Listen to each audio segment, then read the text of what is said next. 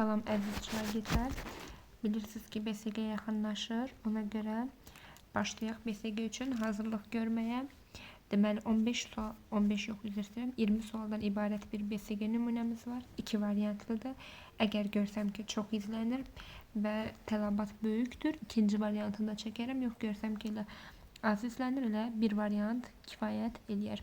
Gəlin başlayaq. Bu arada ikinci hissədən başlayır. Yəni müxtəsər vurma düsturlarından dərsliyin sonuna qədər olan hissələr əhatə olunur.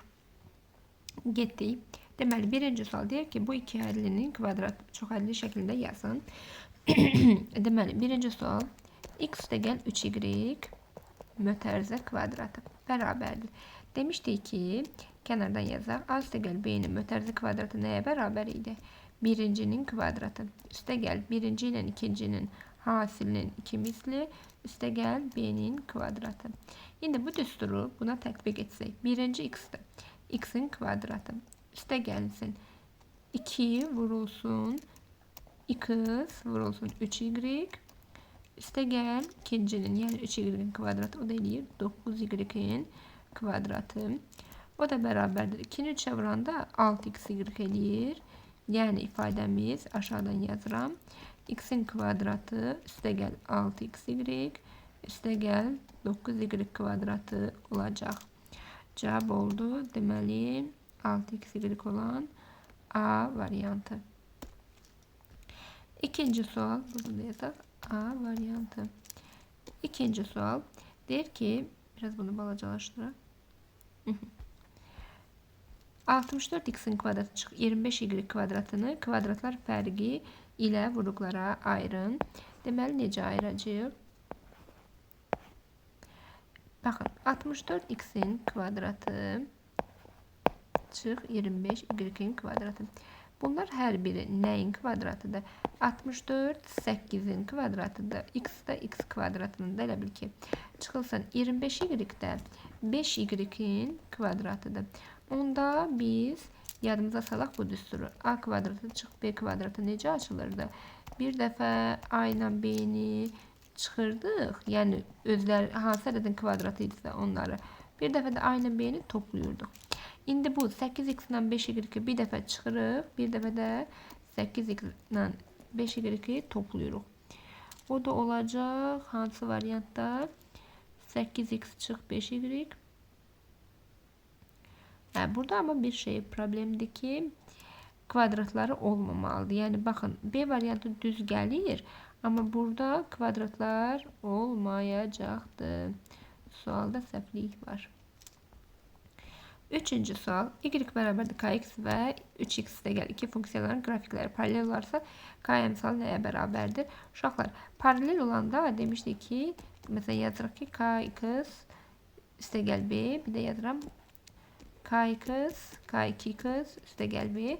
Paralel olması üçün bunların k'ları eyni olmalıdır. İndi əgər bu 3x-dırsa, deməli bu da 3x ilə başlamalıydı. Yəni bucaq əmsalı dediyimiz bu k əmsalı 3'ə bərabər olur. 4 deyir ki, funksiya üçün y bərabərdir 34'dür. Deməli, 2x üstəgəl 10 bərabər imiş 34'ə. Nəyin üzərinə 10 gəlsəm 34 eləyər? 2x bərabərdir 24. Hər dəfə 2'yə böləndə x-imiz eləyəcək 12. Cavab oldu B variantı.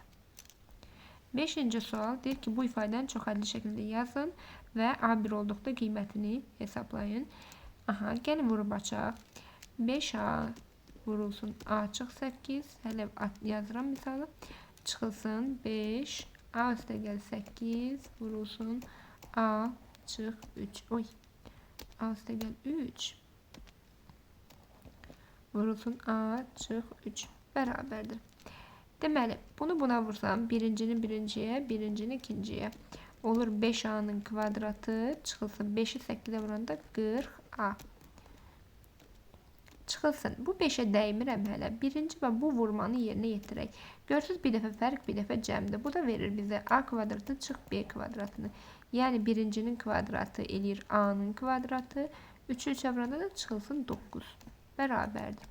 Olacaq 5A kvadratı çıx 40A. İndi həmin çöldəki 5'ə vururam. Olacaq çıx 5A'nın kvadratı Mənfi mənfiyə vuranda plus 45 bərabərdir. İndi 5a'nın kvadratları biri mənfidir, biri müsbət getdi. Burada mənfi 40a var. Elə təkdir. Eləyir mənfi 40a üstə gəl 45. İndi bizə deyir ki, a 1 olduqda qiymət. Onu da yazıram belə. Mənfi 40'ı 1'ə vuranda elə 40 eləyir. Üstünə 45. O da 5 verəcək. Cavab oldu E variantı. 6-cı sual. Bizə deyir ki, hansı tənliklər sisteminin həllidir? Belə bir tənliklər sistemi verilib. X də gəl 2y bərabərdir 3'ə. 2x də gəl y bərabərdir 9'a. Neyniyək? Deməli, belə eləyək. Aşağını mənfi 2'yə vuraq. Çünki y-ləri ixtisar aparmaq lazımdır. X də gəl 2y bərabərdir 3. Birinci tənliyə dəymirik. İkinci tənliyi mənfi 2'yə vursaq olacaq mənfi 4x. Çıx 2y bərabərdir mənfi 18. Bərabərdir mənfi 18. Tərəf-tərəfə toplasaq. Deməli, x ilə mənfi 4x mənfi 3x. Bunlar getdi. Mənfi 18 ilə mənfi adi 3'ü toplayanda eləyir 15. Hər tərəfi mənfi 3'ə bölsək, x bərabərdir 5. X-i tapdıq. Gətirib yuxarıda yerinə qoyaq. Ən rahatı yuxarıdadır. Deyir ki, 5 üstə gəl 2y bərabərdir 3'ə. Deməli, 2y bərabər imiş mənfi 2'yə. Y də bərabər imiş hər tərəf 2'yə bölsəm mənfi 1'ə. Cütümüz olacaq 5 və mənfi 1. 5 və mənfi 1. Yəni Y variantı. İndi 7-ci suala baxaq. Deməli, deyir ki, 7-ci sual deyir ki, ABC və MNK üçbucaqları üçün AB MN-ə kongruentdir, AM BN-ə və C 70 olarsa K-nı tapın. Deməli, bizə deyir ki, ABC'də gəl 2 dənə üçbucaq çəkək. Eyni bir üçbucaqdır. İndi bunun eynisini düzəltmək var. Fərz edin ki, eynidir. İndi gəlin bura düşünək. Bu A'dır, bu B'dir, bu C'dir. İndi eləməliyik ki, təpələr düz gəlsin. A M-lə kongruent. Onda bura M yazaq. B də N-lə. Bunda C'yə də onda K qalır da, düzdür. Biz demişik ki, əgər kongruentdirsə, uyğun tərəflərindəki uyğun bucaqlar da eynidir. Onda A M-ləndirsə, B N-ləndirsə, C'yə də dediyimiz kimi K qalır. İndi bizə deyir ki, C 70'dir. Əksində elə K-nı da 70 vermiş olur. 8-ci sual. Verilmiş dəlillər sistemin kökləri cəmini tapın. Yaxşı, başlayaq yazmağa. A üstə gəl 3B bərabərdir 10. Və deyir ki, 2B çıxılsın A. Burada A-nı sizi çaşdırmaq üçün ortaya qoyublar. Gəlin biz də qabağa çəkək. Mənfi A üstə gəl 2B bərabərdir 15. Sadəcə yerini dəyişdi. Yəni sağdan sola keçirtmədik. Tərəf-tərəfə toplasaq elə görürük ki, 1A mənfi A ilə gedəcək. 3B ilə 2B verdi 5B. 10 ilə də 15, 25. Hər tərəfi 5'ə bölsəm, B 5'dir. B 5 olandan sonra A lazımdır. Onun üçün də yuxarı qoyaq. A üstə gəl 3B, yəni 3 dəfə 5'im 15 bərabərdir 10'a. Deməli, A'mız da mənfi 5'dir. Bu da elədir mənfi 5. Bizdən cəmini istəyir. B ilə A-nın cəmi 5 üstə gəl mənfi 5 verəcək 0. Cavab olur C variantı. 9 deyir ki, bu funksiyanın qrafiki M2 nöqtəsindən keçərsə, mənfi 2 4 nöqtəsindən keçərsə, B-ni tapın. Gətirirəm yerinə qoyuram. Yazıram belə. Y bərabərdir. Mənfi 3x üstə gəl B. M mənfi 2 4'dən keçir. İndi gətirək yerinə qoyaq. Y-in yerine 4 koyacağım. X'in yerine mənfi 2. 4 bərabərdir. Mənfi 3 vurulsun. Mənfi 2 üstə gəl B. 3 2'ye vuranda 6. 6 üstə gəl B 4 imiş. Deməli bizim B'miz 4'dən 6 çıxanda mənfi 2'yə bərabər imiş. Cavab oldu D variantı. 10-cu sual. Deyir bizə bu ifadəni sadələşdirin. Deməli, yenə də bir dəfə fikir verin. Bir dəfə fərq, bir dəfə cəmdir. 2A-nı 2A-ya vururuq. Eləyir 4A-nın kvadratı. 3'ü də 3'ə vururuq. Çıxılsın 9. Yəni birincinin kvadratı çıxılsın ikincinin kvadratı. Cavab oldu C variantı.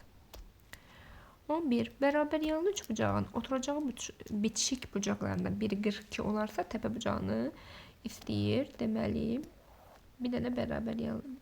Tam beraber yanlı olmadı. Eybi yoxdur. Deyir ki, oturacağı bitişik bucaqlarından biri 42'dir. Əgər bura 42-dirsə, onda digəri də 42-dir. Təpə bucağına da bir x desək, x-i tapmaq üçün 180-dən həmin bu 2 dənə 42-ni, yəni 84-ü çıxmalıyıq. O da eləyir 96 dərəcə. Cavab oldu E variantı. 12-ci sual. 2 ədədin cəmi 17, yəni x təqəl y bərabərdir 17. Fərqi isə 5-dir. Bu ədədlərin hasilini tapın. Belə suallarda tərəf-tərəfə toplasam 2x bərabərdir 22, x də bərabərdir 11. Biri 11 imiş, digəri də 6 imiş. Bizdən də hasilini istəyir. Bir-birlərinə vursam 66 edəcək. 13. Bizə deyir çoxların kəsişməsinin elementlərinin sayını tapın. A oldu. M, N, L, P, K. B de oldu. L, P, H, G. Bizə deyir kəsişmə. Kəsişmə də eyni olanlardır. İkisində də L var. P var. Bitti. L və P. Elementlərin sayını deyir. Elə 2 dənə element var. Görüm, oy. Düz baxdım mı görüm. B variantına düşdü bir dəqiqə. M, N, L, P, K, L, düz 2 dənə cəmi element var. 14 deyir ki, 3,5 və 4,5 ədədlər arasındakı istənilən xəta ədəd təxminən 7 götürülərsə ən böyük mütləq xəta neçə olar? Deməli, 3,5 və 4,5 ədədlər arasında istənilən bir ədəd təxminən 7 götürülür.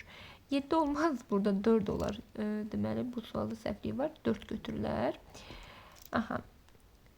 Deməli, uşaqlar, ən böyük xətamız məsələn, 3,5-i də 4 götürür bu adam. 4,5-i də 4 götürür. Yəni, arasında desək, belə deyək. Onda bizdə maksimum ən kiçik ədəd 3,51-dir ki, bunu 4 götürür. Düzdürmü? Bir də 4,5 ən böyükdə 49-dur ki, bunu da 50 götürür. Elə bundan çıxanda yerdə ən böyük xətamız bizim maksimal 0,5 ola bilər. Başqa ondan böyük ola bilməz. Çünki 4-dən 3,5-i çıxanda 0,5 edir. Ən böyük xətamız da elə buna bərabərdir. 15. Əmanətçi 2% sadə faiz artımı düsturla banka 5000 AZM pul qoydu. 8 ildən sonra əmanətçinin hesabında nə qədər pul oldu? Bu nə deməkdir? Elə bir ki, banka pul qoyursunuz və ilin axırında bank sizə həmin pulu onlara əmanət elədiyiniz üçün, verdiyi üçün üzərinə pul qoyur. Bu da deyir ki, 5000 manat qoyubdur və 5000 manata hər il bank söz verib ki, 2% qoyacaq. Yəni, %2'sini sizə elə bir ki, hədiyyə verir, əlavə pulunuzu artırır. Onda bir il ərzində bu adam sıfırlar aparsaq 100 manat pul qazanır. Yəni, 5000 manata qarşılıq bu adam 100 manat yenidən gəlir əldə edir. İndi həmin bu 100 manatı deməli biz deyir ki 8 ildən sonra sadə faiz artımı dediyinə görə hər il 100 manat şəklində. İndi 8 il 100 manatdan 800 manat pul eləyir. 5000 manat da əvvəl qoymuşdu axı. 5000-in üstünə 800-ümüzü gəlirəm, artımı 5800. Yəni bu 8 il pulu verir, axırında 5800 manat pul alır. Əslində heç gözləməyə dəyməz, çünki çox az pul verir. 5800.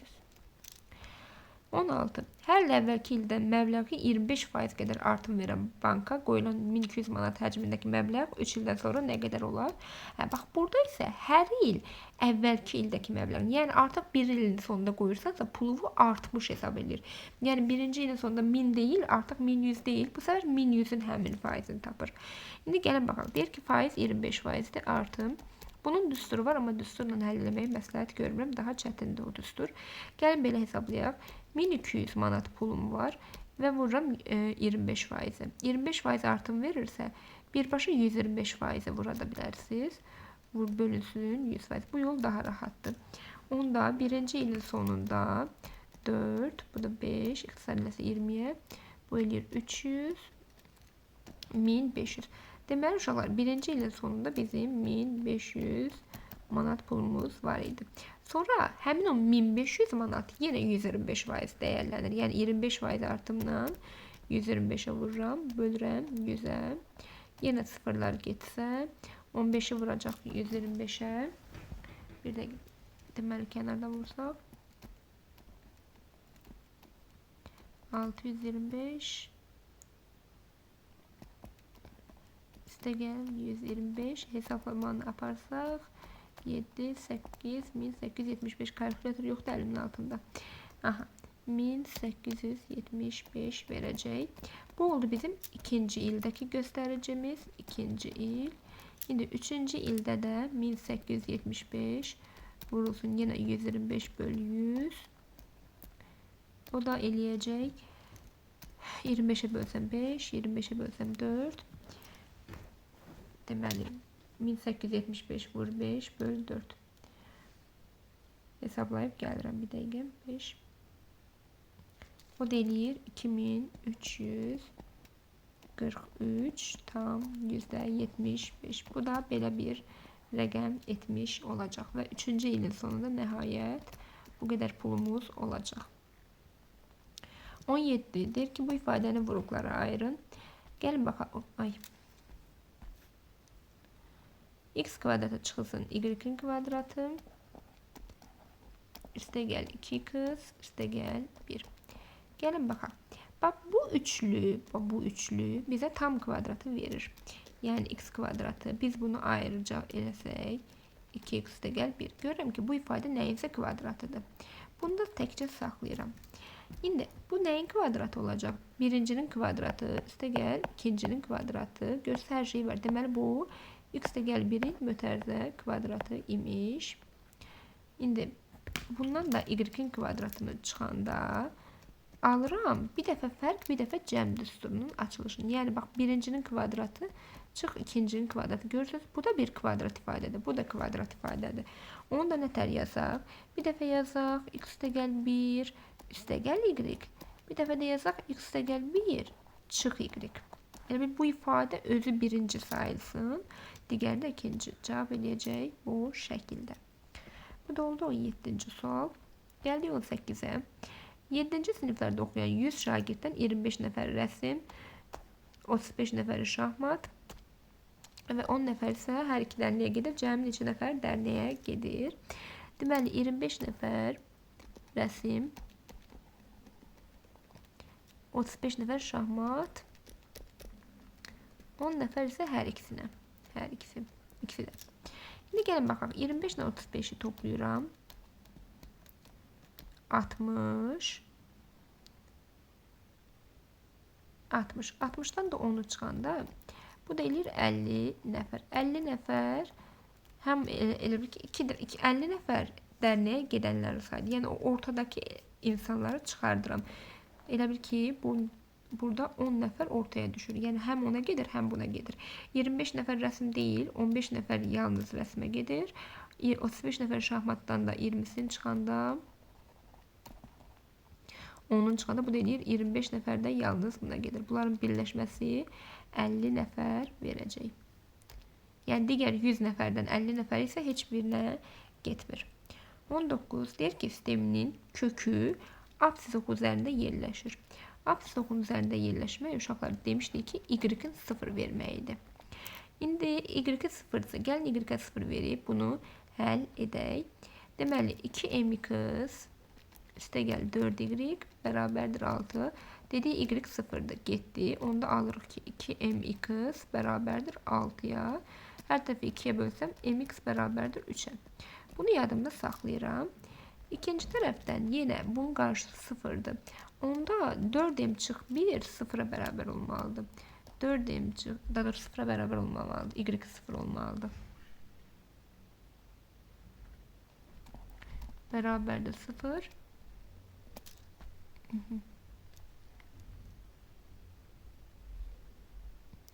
Kökü olan nöqtə apsis oxunun üzərində yerləşir. Deməli bunu 0'a bərabərləsəm 4m bərabərdir 0. M bərabərdir 4'də daha doğrusu 0 yox 1. Bura bərabər olmalıdır 1'ə. Yo yo. Bir dəqiqə bu hissəni səhv elədim. Deməli, biz onda aşağıda da 0 olduğunu fərz etsək, yazaq belə. 3x üstə gəl 4m çıx 1y bərabərdir -3. Deməli, uşaqlar, bu yenə də 0-a gedir. Çünki y 0-dır. Onda 3x bərabərdir -3. X bərabər imiş -1-ə. Əgər burada x -1-dirsə, təbii ki, burada da -1 olacaq. Onda yazıram belə. M vur -1 bərabərdir 3. M də bərabərdir -3 olacaq. Həll oldu. Bizə deyir A variantı M-i tapın. M3'dür. Sistemin kökünü tapın. Sistemin kökü də -1 və 0'dır. Y 0'dır. 20. sual. Perimetri 88 cm olan bərabər yanlı üçbucağın oturacağın yan tərəfin 75%-nə bərabərdir. Bir dənə üçbucaq çəkirik. Deməli, yazıram bura. Deyir ki, bərabər yanlı üçbucağın oturacağı yan tərəfin 75%-nə bərabərdir. Əgər yan x-dırsa, oturacaq 0,75 x verəcək və deyir perimetri 88-dir. Onda üçünü toplayanda 88 almalıyam. Yazıram x üstə gəl x üstə gəl %75 x bərabərdir 88. 2,75 x bərabərdir 88. X'i tapmaq üçün 88'i bölürəm 2,75'ə. O da eləyir. İxtisarləsəm 32. Deməli, bunun bir tərəfi 32'dir. Burada 32'dir. 32'dir. 75% 4'də 3 deməkdir. Burada verəcək 24 cm. Bizə deyir oturacağını tapın, yan tərəfini tapın. Üçünü də tapmış olduq. Bu da belə uşaqlar. Bu 20 sualdan ibarət A variantı idi. Bir dənə də bunun B variantı var. İzləməyə almasanız çəkməyəcəm. Belə. Bu video sizə faydalı oldusa izləyib bəyənməyi unutmayın. Hələlik.